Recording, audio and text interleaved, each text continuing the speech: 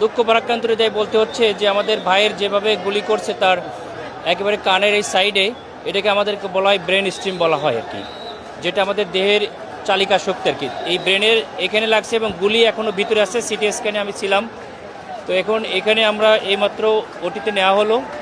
এটাকে অপারেশন করে মানে ব্রেনের ভিতরে রক্তক্ষরণ হয়ে ব্রেনের চাপ দিচ্ছে, এই ডিকম্প্রেশন করে এটাকে কমানোর চেষ্টা করা হচ্ছে। এরপরে আমাদের নিউরোসার্জনরা মিলে এবং আমাদের প্রশাসনের যারা আছেন সিএমএইসে সবাই চেষ্টা করছেন, সেনাপ্রধানও যোগাযোগ করছেন। একটা ডিসিশন আসবে এখানেই করবে নাকি ফাইনাল ট্রিটমেন্ট না সিএমএইসে করবে, এরকম একটা আমাদের চিন্তা আছে।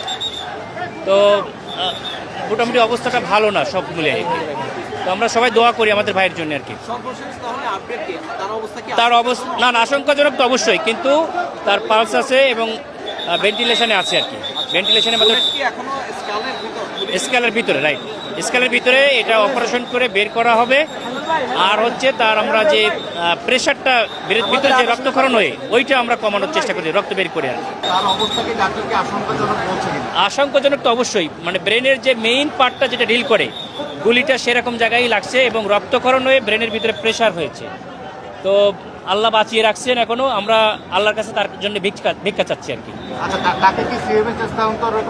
সিএমএসে ডিসিশন নেওয়ার জন্য চাচ্ছিল, কিন্তু এখন যে টাইমটা প্রত্যেকটা মিনিটই খুব ইম্পর্ট্যান্ট, সেজন্য সর্বসম্মতিক্রমে ওখানে ডিসিশন হয়েছে। আমি নিজেও ছিলাম, আমাদের যিনি এখানকার হসপিটালের যিনি তত্ত্বাবধায়ক, তারপর সেনাপ্রধান, ওনারাও যোগাযোগ করছেন, কিন্তু সর্বসম্মতিক্রমে ডিসিশন হলো যে এখন ইমার্জেন্সিভাবে যতটুকু তার ব্রেনের প্রেশারটা কমানো যায় সেই জন্য আর্লিয়েস্ট পসিবল টাইম আমরা ওটিতে নিয়েছি আর কি। তো ওটি অপারেশন অলরেডি চলছে। আমরা সবাই জাতির কাছে দোয়া চাচ্ছি, আপনারাও দোয়া করেন আর কি, আমাদের ভাইকে যেন আল্লাহ রক্ষা করে।